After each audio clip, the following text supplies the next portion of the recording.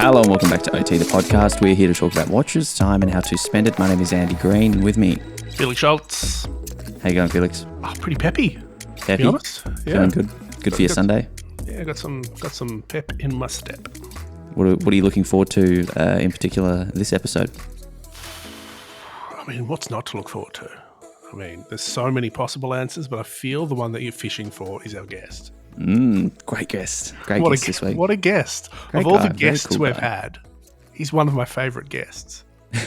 He's one of my favourite Jameses. James Lamdin from Analog Shift. To be honest, we've had some other top-notch Jameses on. So that's James is a great name for OT, the podcast guest. Yep.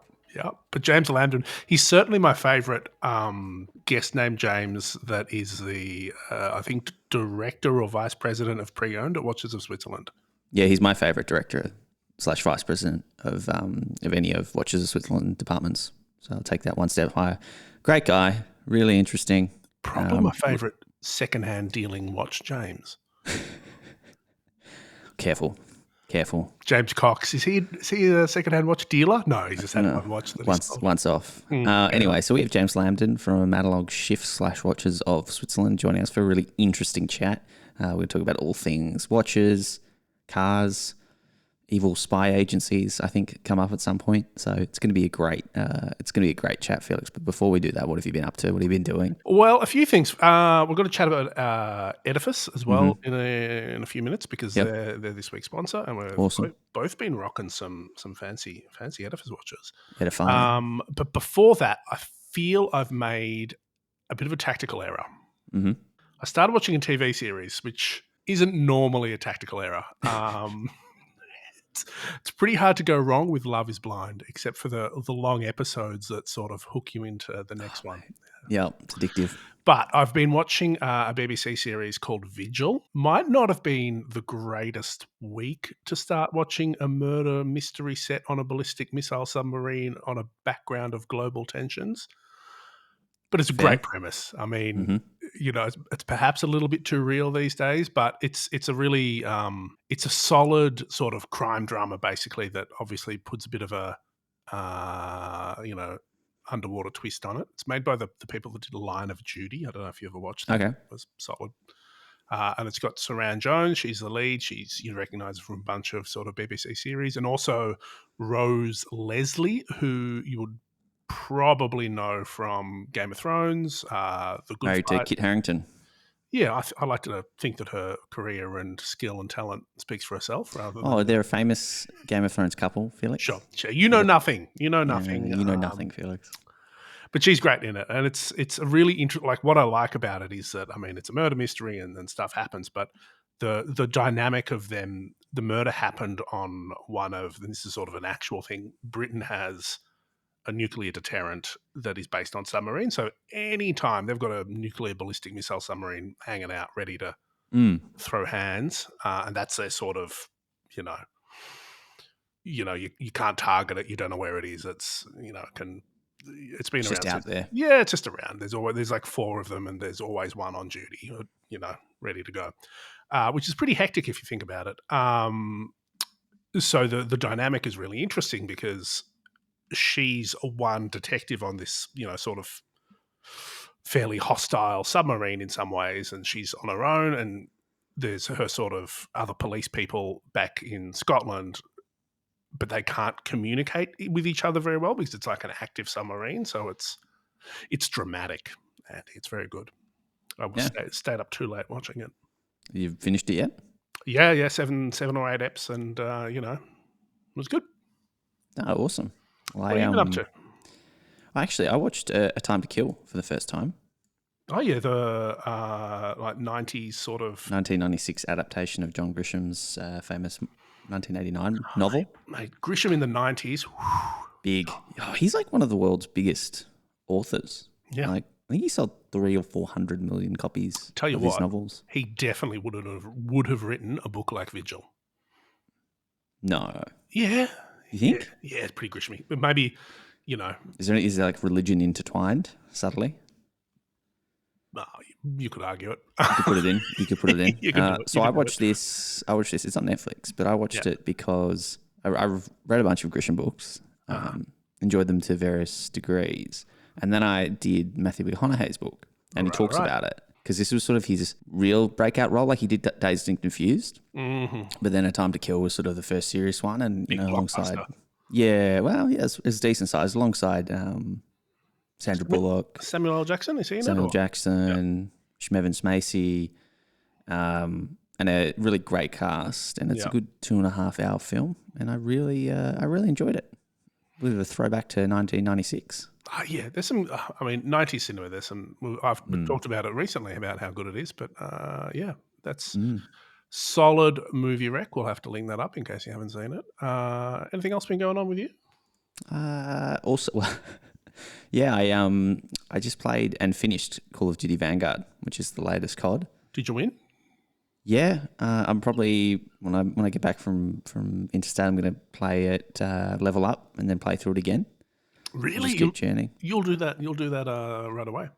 Yeah, it's only probably like 8 hours of game time. The campaigns are really short, famously short in Call of Duty. It's not really about the campaigns; it's more about the online multiplayer. But I don't like fighting with children on the internet, so I'm too scared to go on and actually play. I feel you. There's some. It's been a big week in. You got a PS5, don't you? There's some good releases coming out. You should get across. There's I think Horizon just came out, and Elden Rings is the other big one that'll you can spend 4 hours in character customization to create the perfect Felix replica. For Elden Rings. When I'm not on hotel Wi-Fi, then I'll do exactly that. Anyway, Felix, so as you mentioned at the start, this week's episode sponsor is Edifice, and we've both been wearing a couple around for a little while now. We've got plenty to say. Yeah, today, let's chat about, I think, is it fair to call it a bit of a dark horse? I don't know. Yeah. I really like it. It's it doesn't have a cool model name. It's the EQB1100. But before we get into that, Andy, what are people, Edifice? Is that a name that everyone might be across? I reckon so. And, Edifice Casio on the dial, especially on the model that we're looking at. So it's a Casio brand. You get Casio's electronic tech expertise mixed with this sort of dynamic and sporty format that you might kind of instantly recognize. I think it's safe to say if you're into watches, Edifice. Yeah, I think, certainly for us, the people that are listening to this, they're probably pretty serious. And I think, there's brands like, certainly Casio, G-Shock gets a lot of love, but I think Edifice is one that people should check out because definitely it's quite a package, as we've found out. So this integrated chrono that we're looking at, it's their sort of one of their sort of flagship models at the moment.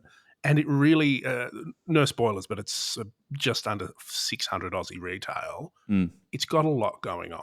Yeah, sapphire. So it's stainless steel. It's got a sapphire crystal. It's about 40 millimeters across with that integrated bracelet, and there's these lovely pushers on the side. The thing I really like, Felix, is the slimness. This is, and I instantly opened it up and I started sending you videos and photos. Yeah. We both got the exact same one, so I don't know why I did that, but it's 8.9 Your photos look better. Yeah. 8.9 millimeters thin, which is really thin. And so I think maybe I was looking at the website and, there's a large product photo. And then when I got it, it's actually really comfortable and wearable. And it doesn't wear as big as I thought it was going to be, which was a really kind of pleasant surprise. It's actually slim, like really slim. And it's got sort of, it's a very good look. Like it's, as you said, 40 mil across. I think the crown guard and the pushers add a bit, but not, it's not a big watch by sort of any stretch of the imagination. And it's got that sort of integrated steel bracelet. It's got that, how many sides is that bezel? Eight-sided bezel, brushed looks. It's pretty sleek, and I think that's one of the benefits of quartz tech that people sort of forget about. Like they're always talking about the accuracy and all that, but it makes for a slimmer package. And we've been talking a bit in our Discord, Andy, just to plug it, that the appreciation of a thin watch is where it's at, and I think what you get in this for sort of under 10 mil pack is really, really great. Like, it's 100 meters water resistant, so, legitimately can do whatever you want with it. Solar powered, which I'm always a sucker for. It's got Bluetooth, which is a technology that sort of Edifice was at the forefront of, that low energy Bluetooth stuff. On that quickly, so the battery operating time is 5 months. Yeah. Without exposure to light, like a light after charge. And did you get that thing when you took it out of the packet? It did that I love it whenever you get a solar powered watch, like it sees some sunlight and it's like, Yep. oh, it's time to go, and it like Like a whirls plant reaching for around. the window. It whirls around and like sets itself to the time. But Yeah. the other thing I really like, and I've talked about this before with other sort of digital watches. I'm pretty surprisingly clueless when it comes to setting the time, especially once you start adding like this thing's got like alarms and stopwatches and other functionality in it. Not a problem, Andy, because it's got an app. Yep. Connect via Bluetooth, set the time, set the second time, like which is I think really great for travel. Set the alarm time, all that sort of stuff. Use the app, and then you can put your phone away and live your life with your fancy edifice. Yeah, really easy to wear, easy to use, great size. I mean, yeah, and under 600 Aussie. It's a value proposition if I've ever seen it, Felix, and a whole bunch of other features that we've not talked about. So I think we'll definitely post some photos and videos up to Insta and into Discord as well. Because I think that's the thing as well. Like, it does look nice. Like, it's got like this sort of the brushed dial on this one. Mine's got some red highlights that are pretty subtle, and also like that matching brush on the bezel. It's pretty sophisticated for a $600 watch. Who would you recommend this for, Andy, or what would you wear it, with or around doing? I mean, it does have dual time. Yeah. So as you mentioned, so not a bad watch to take travels. 100 meters water resistant. It is edifice, so you can expect that quality that have we've all known the Casio group stands for. Yeah. And you don't have to stress about it. Like, I mean, No that's stress. the thing. We've been talking a bit about, travel on watches. We've got some travel coming up.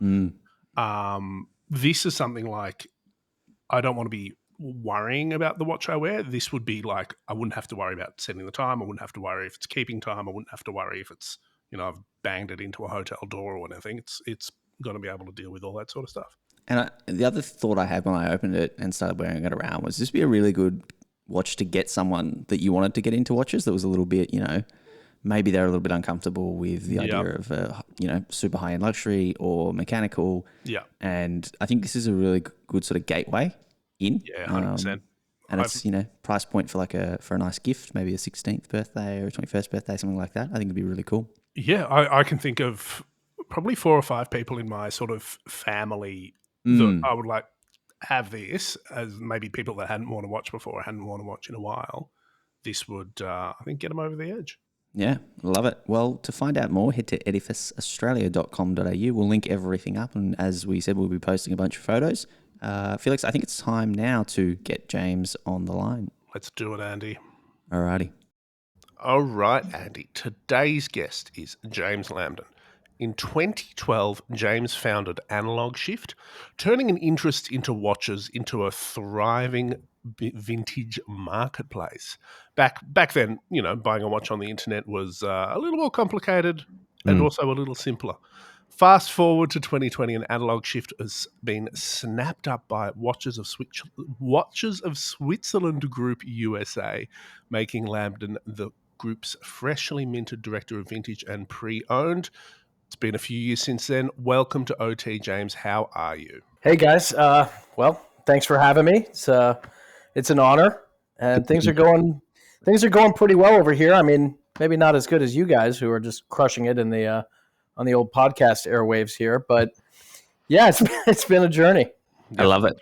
Well, it's our pleasure to have you, James. Before we get into the detailed questions, I do have a question, and it's in regards to, I think, your last Instagram post, which was, I think, 5 or 6 vintage gold Rolexes that had a Spectre logo on the case back. Can you explain what's going on here, please? Yeah, a lot is going on there, I guess, is the answer. Well, I mean, what do you do when you have a bunch of cool watches and a bunch of friends with cool watches, and for one reason or another, you find yourselves, for lack of a better term, like a little bit bored, right? We've all sort of been through the hype cycles, and I'm guilty as charged. I've bought all the cool things, at least everything I can afford. My friends have too, and we're just sort of trying to find ways to have fun with our collections. And I had this, well, it all started, I guess, when I decided to have a colleague of mine make a signet ring for me about a year ago. And I had her make a gold ring. And as I was looking for inspiration, of course, I sort of re-stumbled on those classic Spectre rings from the movies and the whole James Bond thing. And it did cross my mind, like, do I actually make myself a Spectre signet ring? And I decided, no, that's a little bit too fanboy. I'm not going to do it. But it sort of stuck in my head. And I had also been playing around. I hired an engraver to make a custom buck knife, with some custom engraved bolsters.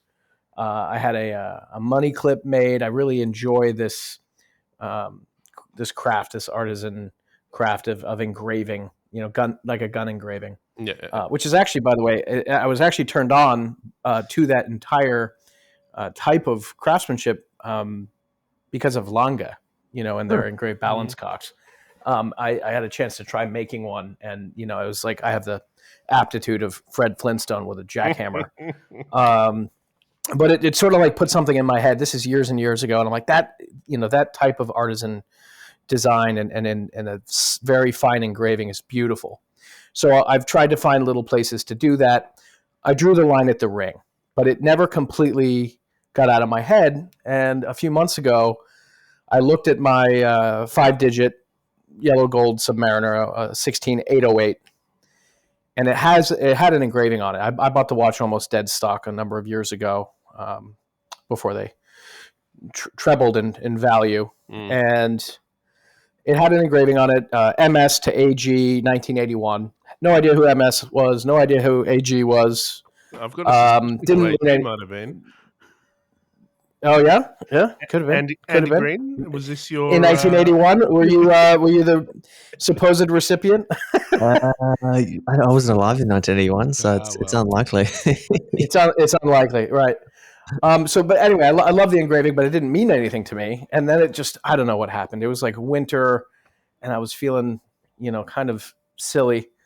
And so I explored with the artist who did my ring, whether or not she might be able to work with a Rolex caseback.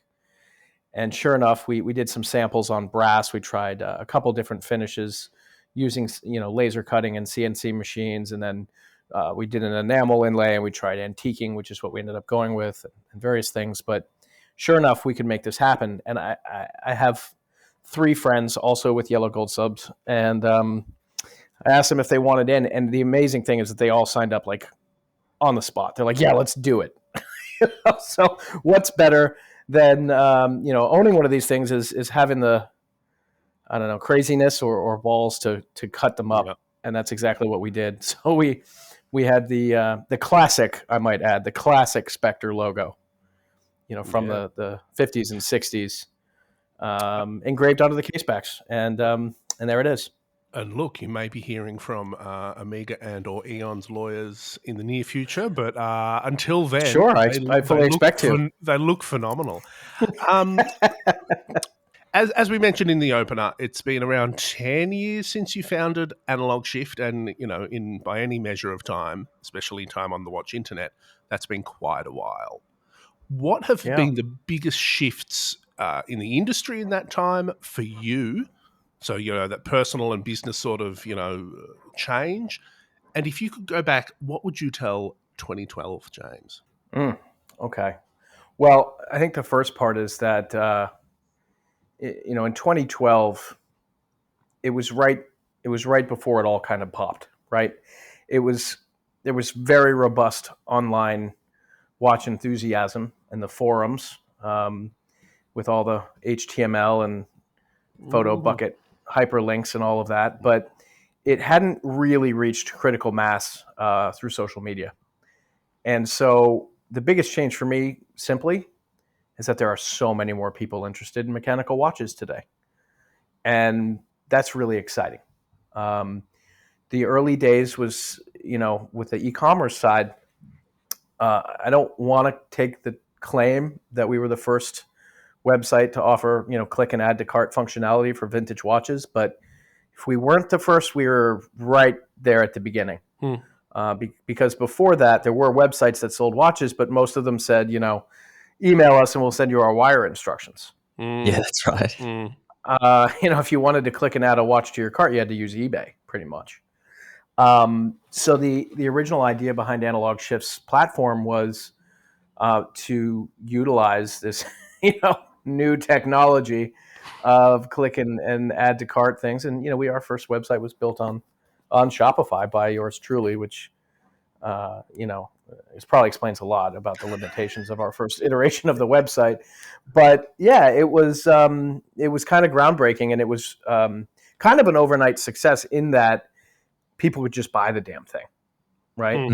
Mm. Today, it's hard to imagine any dealer or enthusiast who has a side hustle, or gentleman dealer, if you will, not having that functionality. Hell, you can do it through Instagram these days, but in the early days, having that functionality was really it. But we were still serving a relatively small community, and in the 10 years since then, through the ever widening marketplace of watch enthusiasm, there's just so many more people interested in mechanical watches, and I think that's wonderful. As somebody who's done some journalism, I'm a hack writer, so nothing of any quality, mind you. But we all are. That's fine.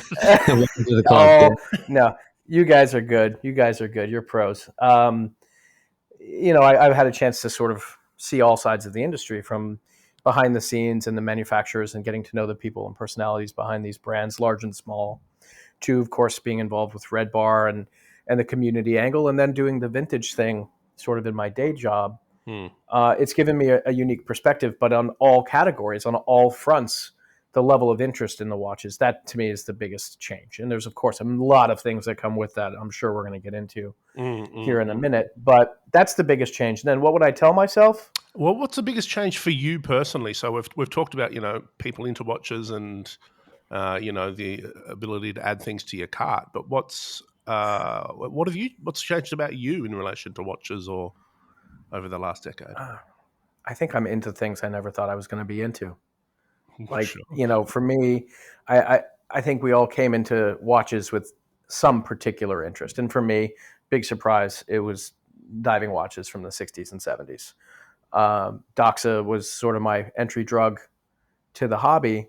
And for a long time, it was just sort of focused around that. And after a while, you start to sort of be tickled by the other things, the other types of watches that are surround you. And there was certainly a time that the idea of owning a solid gold watch was not in my. It's not. I couldn't possibly imagine that.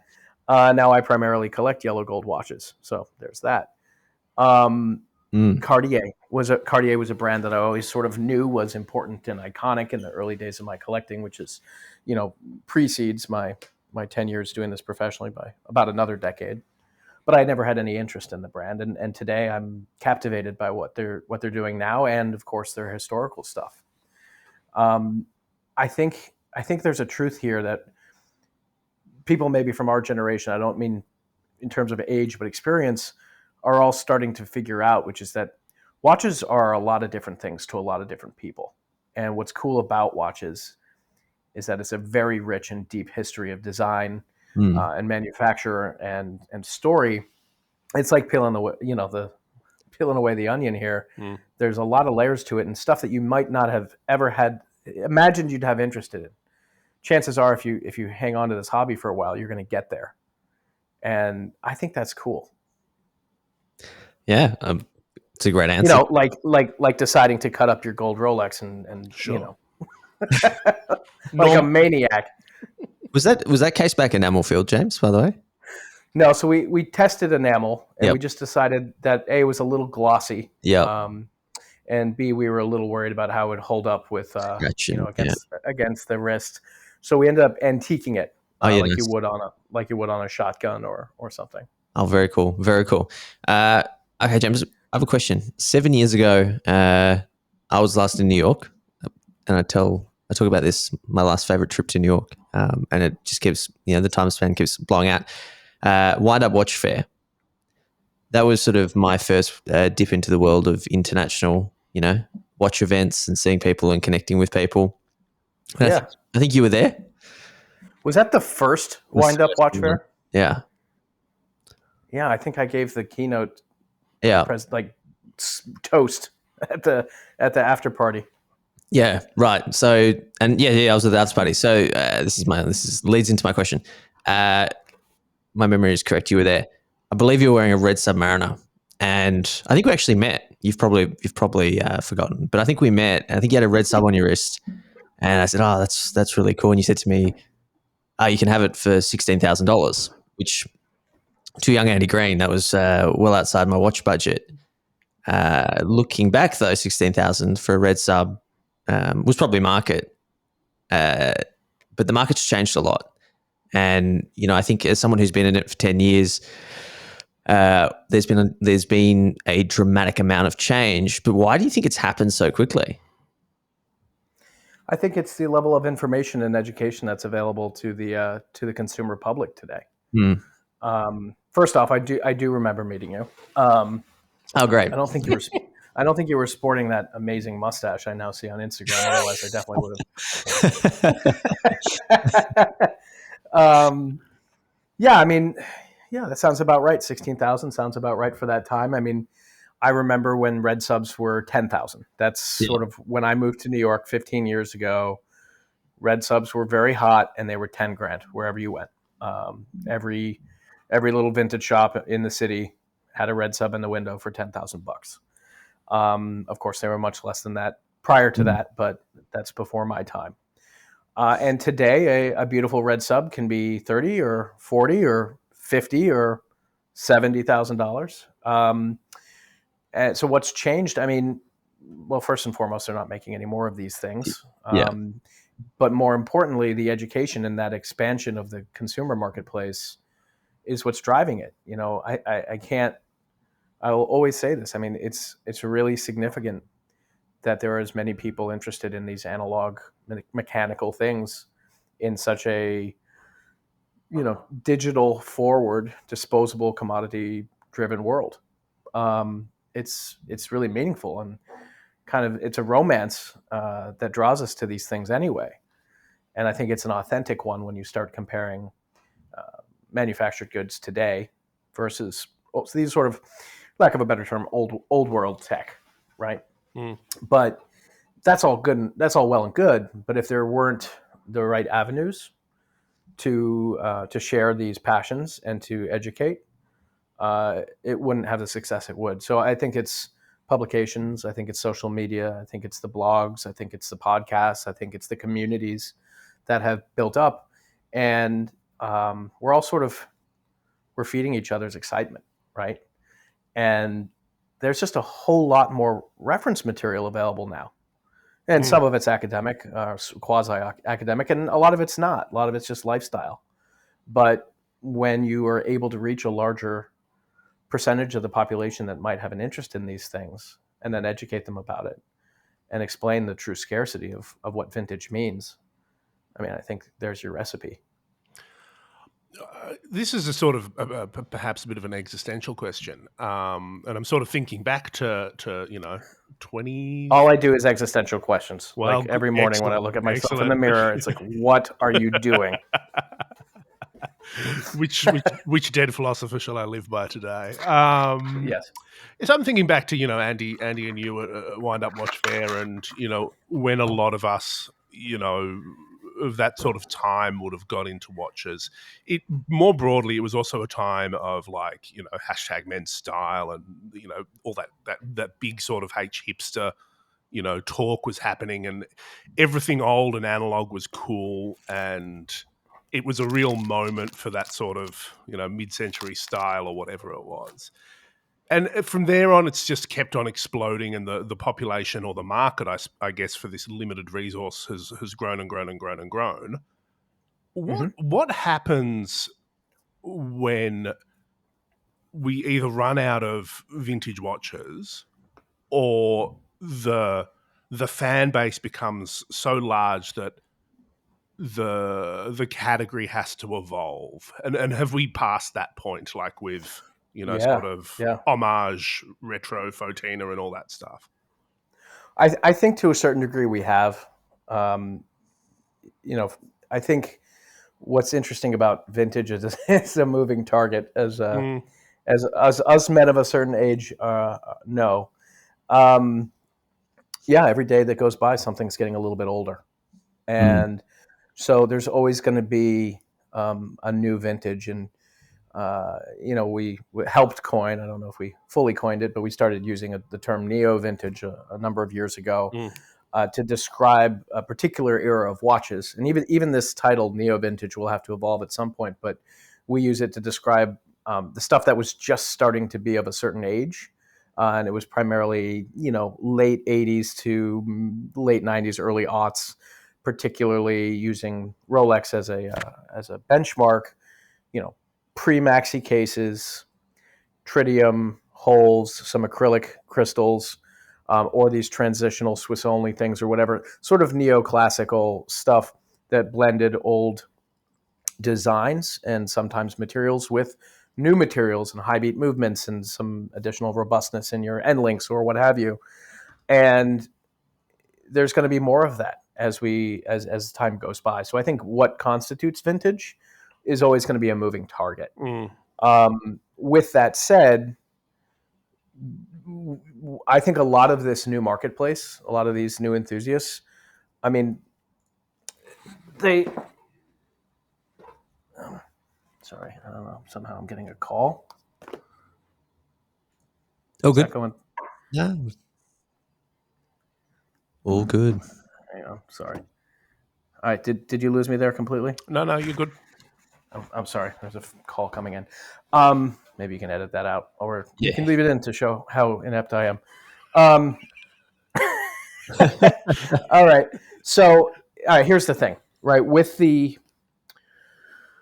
this expansion of interest in watches, we're talking about, I don't know, 1,000 new people interested to one, of the old guard of this earlier generation, which is very exciting and explains a lot about spiraling prices and empty display cabinets in retailers and so on and so forth.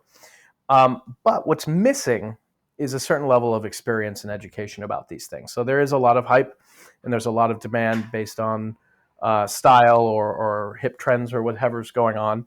And what's lacking is the experience to know what's truly desirable. And so my real feeling here is that over the next 3, 5, 10 years, a lot of these newer enthusiasts will probably drop off and not become long-term collectors. And that's totally fine, because even if 90% of them drop out, they're still going to outnumber us OGs 100 to 1. Yeah. And they've already shown that they're capable of spending time and money on this hobby.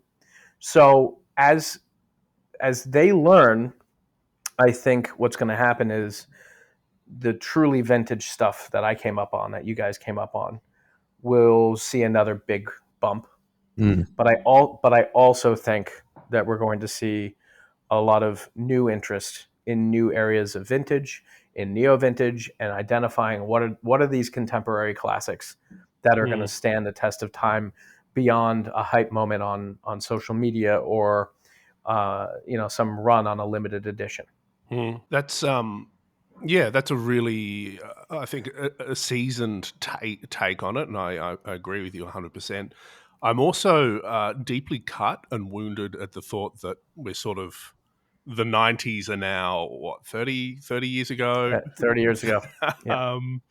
Which I think it's vintage. Like, I mean, I understand why it's still sort of called neo-vintage in some sort of places, but, in terms of that straight chronology, that's a fair while ago. It's a whole generation. That's right. So, and you're sort of talking about those new and emerging designs. I know Rolex is the easy answer, but in terms of like new watches or styles or looks, what 90s models stand out to you, and do you think speak to that sort of era of change? Yeah. Oh, I mean, to me, I look at the 90s and I think that that's really where the sports watch boom began. So I don't know that the 90s are the perfect example of the things that differ and will become sort of future classics necessarily. But if you look at the 90s, this is really where things like the Royal Oak Offshore and the IWC Portuguese and the big pilots and the Panerais, and that's when they really started to gel and really come together. What's interesting is in New York in the 90s, probably until the maybe even late 90s, the It watch was a front Mueller. Yep. And I get a real kick out of that because nobody wants that shit right now. Yep. But give it time, Interestingly, I've experimented with it. I bought a couple. These are solid gold, yellow, pink, white. There's even platinum models. The Master Banker and the Rainbow Dream dials and all of these things. And they're definitely of an era, but they offer a tremendous amount of value. And there's a lot of watch in there. I mean, there are chronographs and perpetual calendars and retrogrades and all kinds of neat stuff that they were doing. I remember when Robin Williams' estate was being auctioned off, he had like a couple dozen of these things. And nobody wants them today. I mean, they're pennies on a dollar. Yeah. And they're really, really cool. But as soon as that ended, it was just like sports mode engaged, right? And then it was all steel, all oversized all the time. And now it's beginning to shift a little bit. But to your point on the 90s being 30 years ago, yeah. I mean, when I started Analog Shift, I had sort of a totally subjective cutoff in what I would determine as vintage, and that is, I was born in 1984, and so I wouldn't call anything made after 1983 vintage. I didn't consider myself vintage. Admittedly, that was 10 years ago, and I now feel slightly different. But yeah, I definitely have some patina, a lot of city miles. But it's an interesting thing, right? Because what's the line between pre-owned and neo-vintage, or neo-vintage and vintage and antique? And when do those things become antiques? And I think, look, it's all about a point of view. It's all about a frame of reference. For those of us born in the 80s, and by the way, I was born in the state of Vermont in the 80s, where it was the 80s until about 97. Yeah. It's hard for me to think of those things as antiques. But for somebody born in, I mean, look, guys, 2001, somebody born in 2001 is now 21 years old. Okay. The early 80s or even the 70s, that's probably positively prehistoric to some of these people. So it's a frame of reference. My point is, vintage we're never going to run out of vintage watches as long as watches are still being made. Yeah. We'll just move the goalposts every so Yeah. I like it. James, I should ask you, why did you start Analog Shift? How did you start Analog Shift? Yeah, I lost a bet, and that was that. I tried really hard to get a job in the industry for a long time. I moved to New York and was working in cars, which is my first passion.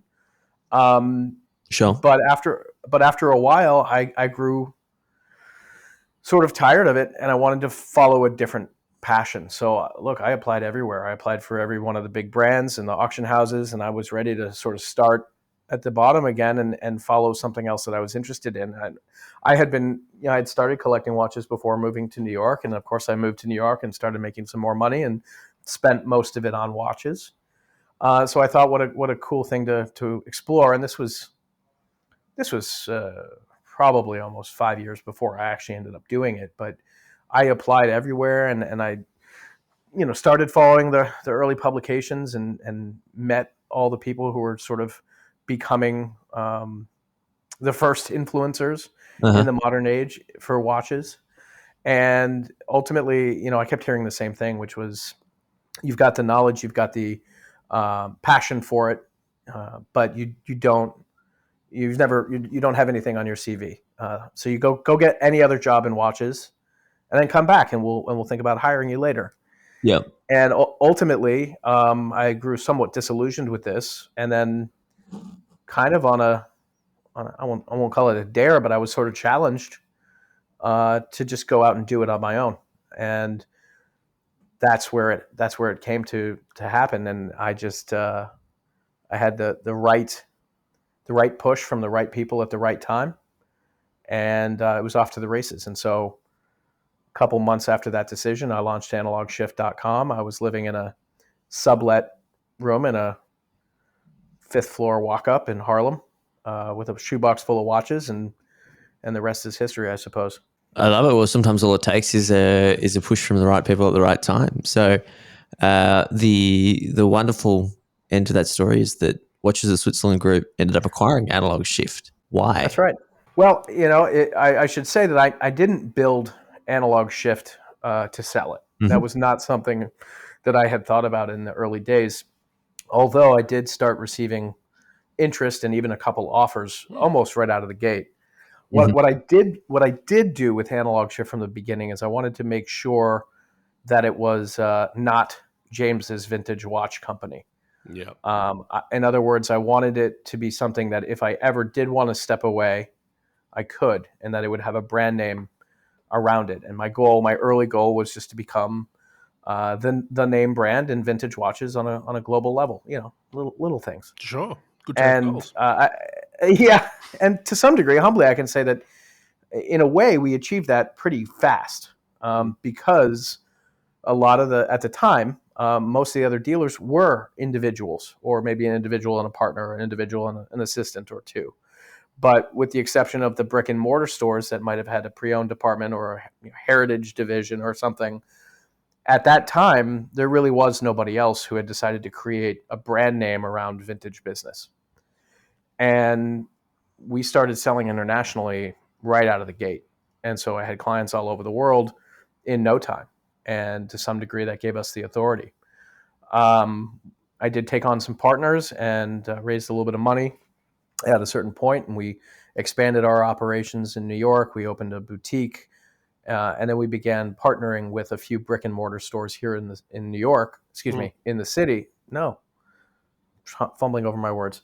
In the United States, but we had not done anything in our own backyard.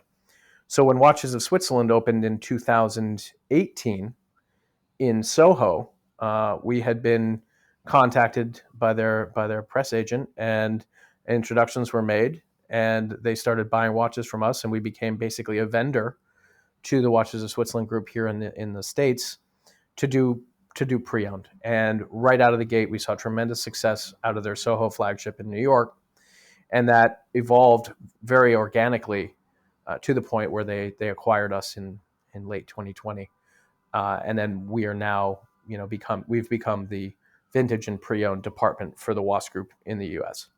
Yeah, I mean that's a great story, and certainly the Watches of Switzerland Group isn't just sort of doing well in the States. They're huge all over at the moment.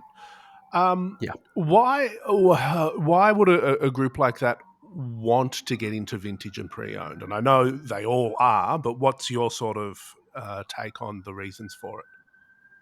Yeah, well, I mean, the first thing is they're really smart. They really get it. Brian Duffy, the CEO, David Hurley, the executive vice president of the North American market.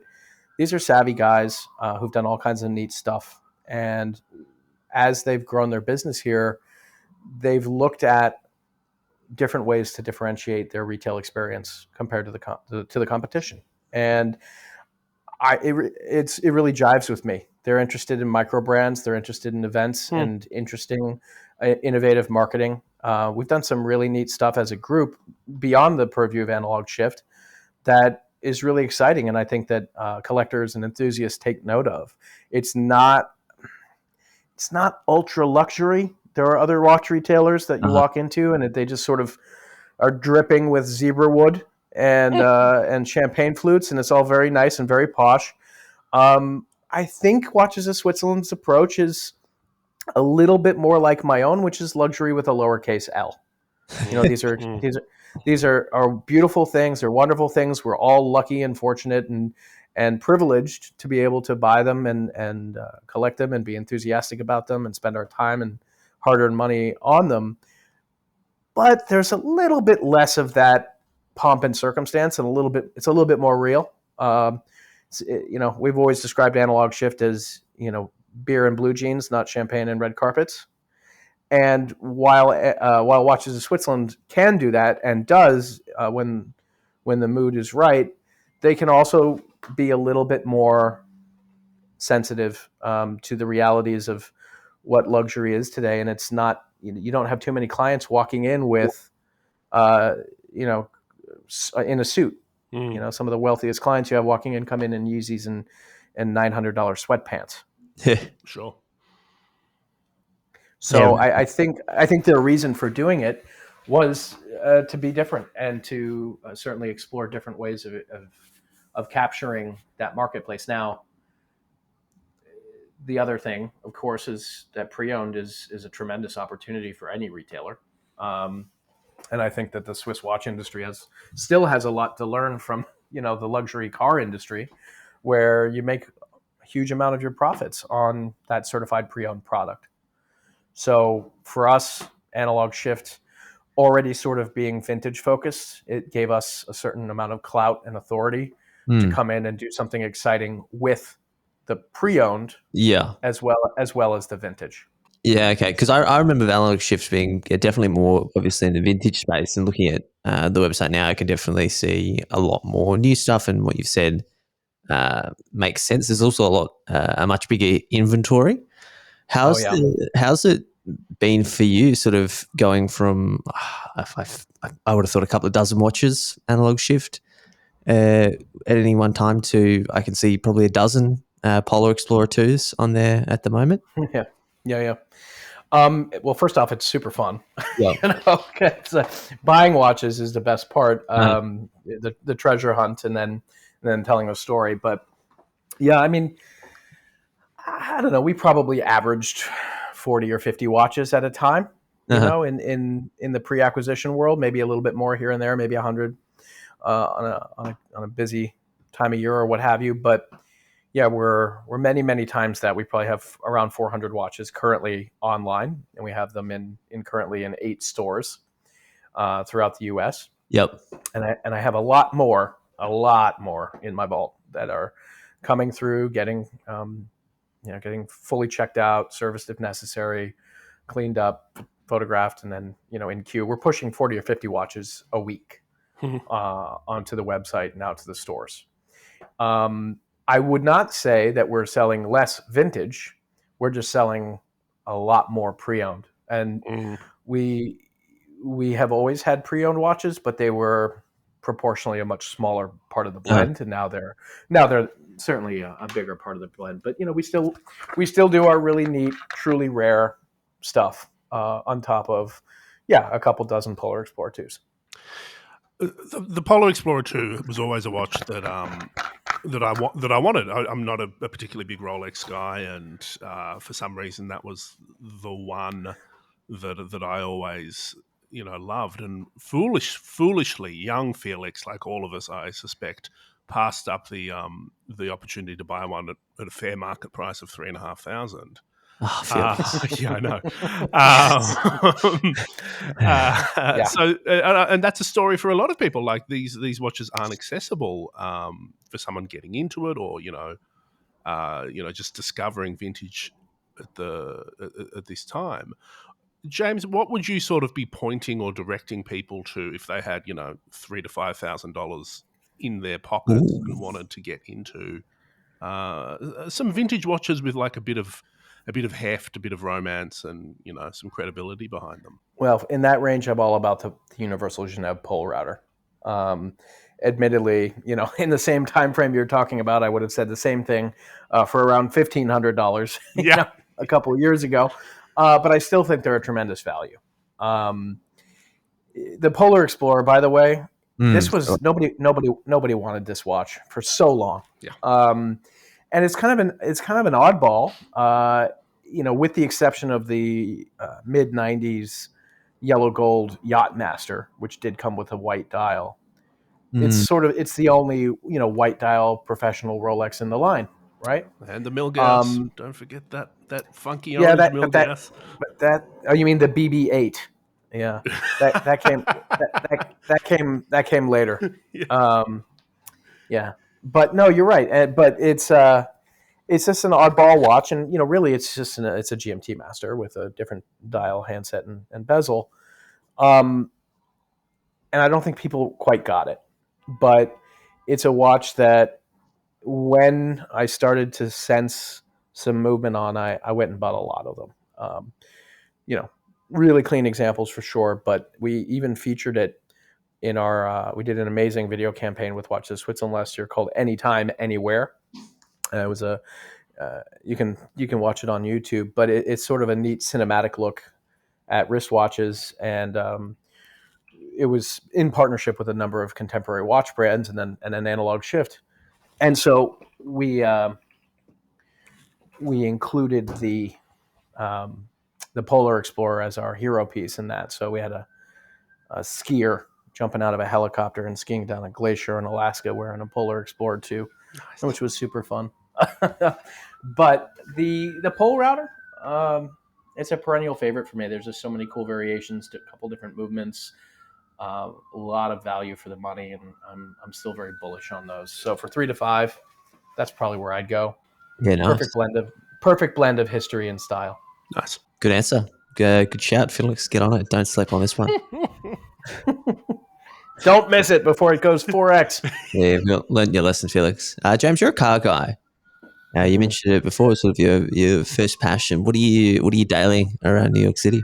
Well, having a daily driver in New York probably means I drive it 3 times a month. I'm really lucky. It's a very car friendly town, since you don't need a car, so you can afford to be somewhat impractical with your choices, and you get, as long as you're smart about when you drive it, you don't have to rely on it to go get groceries or do errands or go to the hardware store. It's an escape pod. So I embarrassingly have a couple of cars, but the one that I have currently in the city, how about that? Yeah, sure. Actually, I haven't talked about this yet. Exclusive. Anywhere. Yeah, but I bought a 2009 Aston Martin Vantage recently. Cool. Nice. Yeah, it's a neat Very car. cool. I mean, basically the contemporary 911s that I was looking at, they all spiraled out of control and out of my range. But this is a lot of car for the money, and it's probably the only car that I think I read this somewhere. It makes a 911 look like an egg with wheels. It's so damn pretty. It makes a great noise. And I never thought I'd be an Aston Martin owner in my 30s, but hell, I love it. I love it. What are the comparisons that you can kind of draw between cars and watches?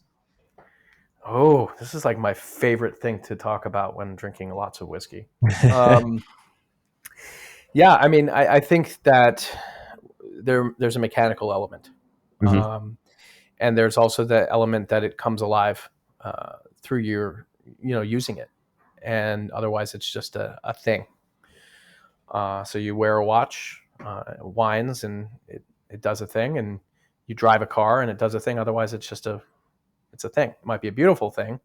Might even be an investment grade thing that you can just park in your garage or stick in your watch roll and let it appreciate. But the whole point is using it, wearing it, enjoying it, driving it. There's a lot of similarity, particularly in the vintage car market today, to the vintage watch market today. Hell, most of the automotive accounts I follow have started covering watches. Yeah, it's true. And I don't know. Maybe this is an overstatement. Tell me what you think. But I think most watch people like cars. Not all car people like watches. What do you think? Most watch people like cars. Yeah, that fits. Yep. Yeah, a lot of car guys don't get the watch thing because you can't drive a watch. And right. I also think it's the size of the market. Like, exponentially more people will drive cars and be maybe into in one way or another cars, whereas it's a far smaller fraction than I think people on their wrist. Yeah, I think car people get into watches when they're at a point with cars, and it's so normalized to them. Like, what I like about car people, I have a lot of car friends, but they're so. I'm friends with lots of cars too. It's okay. They're so chill with spending money on a hobby, and I think that's a major difference between watch people. Watch people don't necessarily spend money on the hobby. I mean, some do, Yeah. but they park it in a hobby Yeah. and try and make money. Whereas car people just are like happy, buying a 2009 Aston Martin, driving it for a year, and then if they get their money back, great. If it costs them $5,000, well, that was the cost. Right. And they're used to all of the expenses as well of, storing it, servicing it when something goes wrong, insuring it. If it's a classic car, they're and they used to sort of spending that on the daily. Well, it's not even about this. It's just that they spend the money, like they're spending on a hobby. And I think that watches, as we've sort of talked about, and everyone talks about, is not, for a lot of people, it's not money spent, so they're not as into the hobby. So I think it's probably the biggest difference.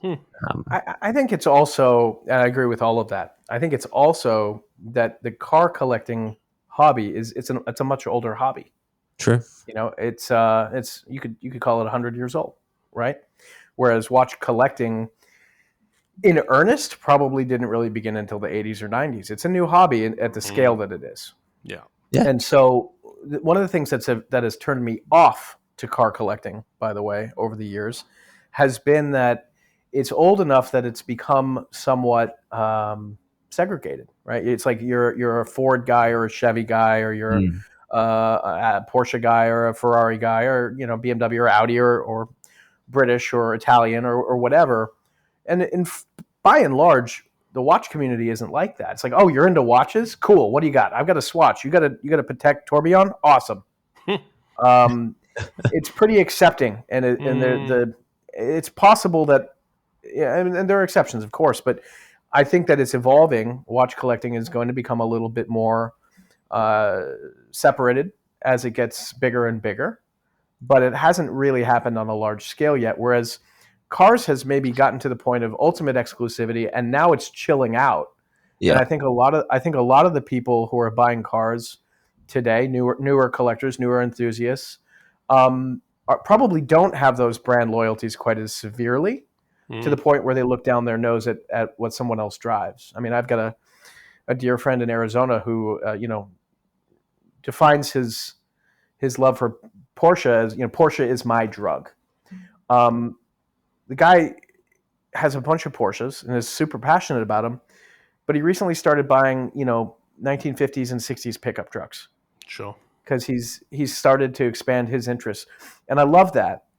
And I also see a lot of people who are maybe buying their first vintage or classic or sports car being a lot less brand focused and just more experientially focused, which is something that watch people, I think, have in spades. So there's a lot of crossover. That Venn diagram is blending and blurring in cool ways. I've probably had close to 30 cars. I grew up in New England. They always needed cars because they were rusting or, falling apart or whatever. And, I have 3.5 cars right now. And, less than a week after buying the Aston, I'm like already shopping for another one. Not that I can afford it or have a place to put it, but, it's the same thing. The difference is with a watch, if I don't buy a watch every week for myself, I get itchy, right? But the good news is I have a built-in way of getting rid of them when I need to make some space. Yeah. Yeah. I actually just today, I just bought one of the worn and wound Baltic watches with the salmon dial, the salmon sector dial, which I missed out on and then I had a client walk in with it. He's like, I'm thinking of selling this. I'm like, I will take that. Nice. Yeah. It's been really great chatting to you. And I'm now beginning to wonder if you are in fact a member of Spectre. I mean, you've got the Aston Martin, you've got the logo watch. Are you wearing a Tom Ford suit, perhaps? I don't know. I don't know where I'm going. No, I think I'm wearing a J. Crew Henley, and yeah, that's about it. So, what have you been doing when you manage to not be wheeling, dealing, buying and selling watches? What would you suggest someone listening to this watch or listen to or even read to kill a few hours? Well, not to further I'm really on a James Bond kick. Damn. Yeah. You're one of those guys. I am right now. I think it sort of started in the late summer. They had this spy museum exhibition here with the DB5 from GoldenEye. and I don't know, it just got in my head, and I bought the damn car, and then I did the watch, and now I'm actually I'm reading all the original Ian Fleming books again, with slightly more mature eyes and a certain amount of let's just say there's some unfortunate racial and gender stereotypes at the time, which is just, you could play off as of the time or what have you, but they're actually great stories, and they're very well written. And so I'm reading Moonraker right now. I think I've read 4 or 5 of these things over the winter, and that's sort of what's on my my bedside table, so to speak. Perfect. And they're fun. You just have to look past some of that less desirable content. Read it with a critical eye, everyone. But definitely can recommend reading the OG James Bond's books. Yeah. They're a romp, Andy. I would say a romp. A romp. a romp. A romp. A romp of violence and misogyny. Yes, that's completely accurate. God, oh boy, yeah. Don't ruin this.